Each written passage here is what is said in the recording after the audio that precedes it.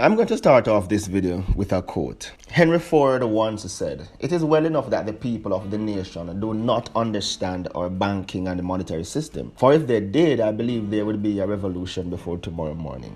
Now I quote this because it encapsulates the fact that the contents of this video may be unsettling for some people. I, however, still feel compelled to make this video because I've been exploring the financial world for the past couple of years, and it has definitely given me a more complete view of the world. Now, I want to share some of what I have come across with you guys, and I'm also going to be doing a video about cryptocurrencies like Bitcoin in the future. And to understand why Bitcoin and other cryptocurrencies may continue to rise, it is critical that you understand the contents of this particular video. Now I hope that you find this topic interesting and that it inspires you to do your own research afterwards. Now with that said, let's begin. So the question is, who controls all of our money? It's a very simple question, and most people know by now that you and I, we don't control our money. Employees don't control it, and the companies that they work for don't control it.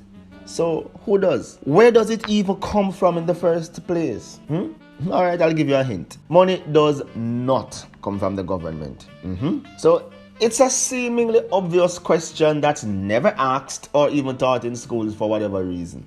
It's quite bizarre. Unfortunately, most people's lives are basically dedicated to money. It's all some people worry about or even talk about. We go to school to learn basically how to go to university to learn skills to get a good job so that we can trade hours of our lives for this thing called money. So why wouldn't you want to know where money comes from, and more importantly, who issues it? Today in this very special part 1 video, you're about to find some answers, and by the time the series concludes, you'll have the answer to the questions of who really controls all of our money and where does it really come from. So stay tuned because there will be more after this.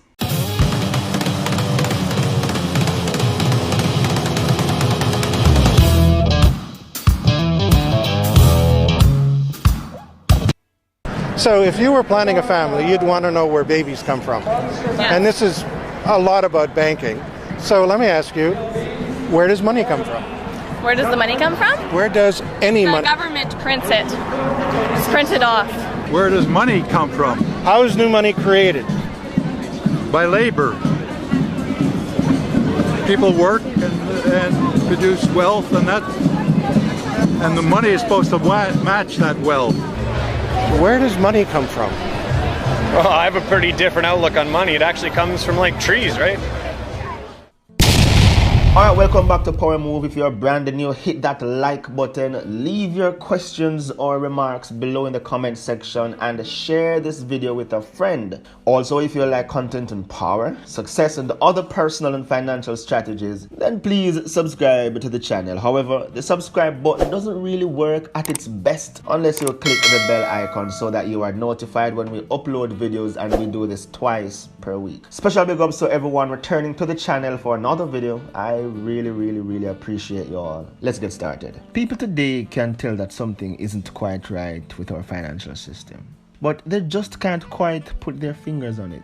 Some people think it's a failure of the government, and others think that it's a failure of capitalism. Well, this video should clarify a couple of things, so let's go all the way back. The year is 1694, and England had just suffered through 50 years of war. You can imagine just how exhausted the English government needed loans to fund their political means. Enters a Scottish banker, William Patterson, who devised a plan. It was decided that a privately owned bank that could issue money to the government out of thin air was to be the solution. This, my friends, was the very first modern central banking system in the world. Now, central banking is more influential than laws, than governments and politicians, but strangely, not the focus of the general public. Let's fast forward to the early 20th century, and after 2 failed attempts, a group of bankers wanted to put a central bank in the United States of America. The year was 1910, the month December. Here was where Senator Nelson Aldrich boarded a private train car in New York with 6 others. Now, these 6 were not to be spotted by any news reporters to avoid awkward questions. Their destination? Jekyll Island off the coast of Georgia. The meeting that they had went on for 9 days, and from that they created the Federal Reserve System. Now, this is all documented and a matter of public record. Now, some of them went on to write about the meetings in their personal biographies. is. Here's a quote from Frank Vanderlip, president of the National City Bank of New York, on the 9th of February 1935 in the Saturday Evening Post. "I was as secretive, indeed as furtive as any conspirator. Discovery we knew simply must not happen, or else all our time and effort would be wasted if it were to be exposed that our particular group had got together and written a banking bill. That bill would have no chance whatever of passage by Congress." The 6 men that Nelson Aldrich brought together included the head of banks, branches of government such as the Treasury, and some of the richest people on earth at that time. Now, to give you an idea of just how rich they were, in 1910, these 6 men represented a quarter of the world's worth. The bankers then told the American public that the purpose of the system was to stabilize the economy and to stop the grip of Wall Street banks over America. The problem with this was that the guys who wrote the bill were the very same people they said they'd stop. Now, if they succeeded, it would give a small group of men the ability to create money from nothing and loan it to the American government with interest. So why was it done in secret? Because the American people didn't want a central bank. Back then, unlike today, people knew what central banks were and understood them very well. Everywhere a central bank went, there would be wealth inequality, wild swings between economic booms and busts. And after each bust, those in the top of society mysteriously came out wealthy and way richer, while everyone else only got poorer. Now, Europe was a running example of this at the time. The Federal Reserve was originally drafted as the Aldrich Bill, but when it came into Congress, they recognized Senator Aldrich's name, and of course, they smelled a rat. The bankers needed better cover. They decided to send 2 millionaire friends to carry the bill to quell the suspicions of Congress and renamed it the Federal Reserve Act. Now, next in this textbook lesson of deceit, of course, the bankers set out to fool the American people through disinformation. In the newspapers of the day, the bankers screamed and protested against the new Federal Reserve Bill. It would ruin the banks, they all exclaimed. Now, the average person who read the protesting articles of the bankers thought to themselves, if the bankers hate it, it must be good. And then they ended up unknowingly supported a Trojan horse. The bankers also fooled Congress by putting clauses in the bill that limited their power. Naturally, they removed these once the bill was passed. A double-head fake of the public and the Congress was all it took. The bill was passed on the 23rd of December 1913, while most of Congress, of course December 23rd, they were out on holiday. And with that, a small group had a complete monopoly over the issuing and the creation of American money.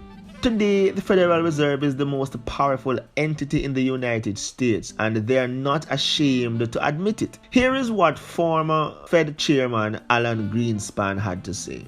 What should be the proper relationship between a chairman of the Fed and a president of the United States?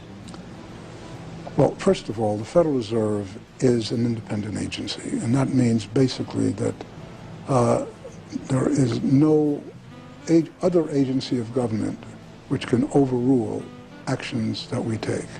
Then what the relationships are don't frankly matter. In addition to this, it seems as if the Federal Reserve cannot even be touched by investigating parties. Have you reached any conclusions about the Fed expanding its balance sheet by over $1 trillion since last September?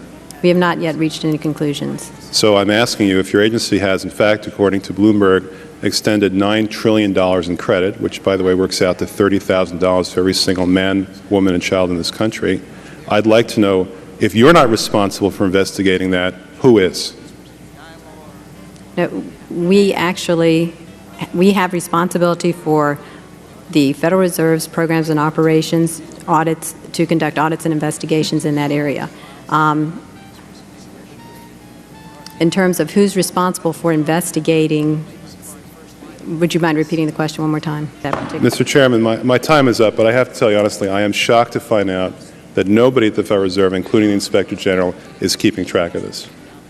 So you might be asking yourself, What does all of this have to do with me? I don't even live in the United States. Well, two reasons. Number one, the central banking model from the Bank of England and the United States has now been put in all countries and even consolidated powers in parts of Europe as the European Central Bank, or the ECB. Now, this unites separate countries under one economic policy. Now, the only places in the world that does not have central banks are North Korea, Iran, and Cuba.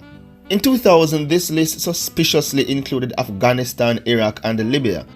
And number two, since the end of World War II, the US dollar has been the reserve currency of the world. Now, this means that all central bank holds US dollars in their reserves. In other words, all other currencies are backed by the US dollar.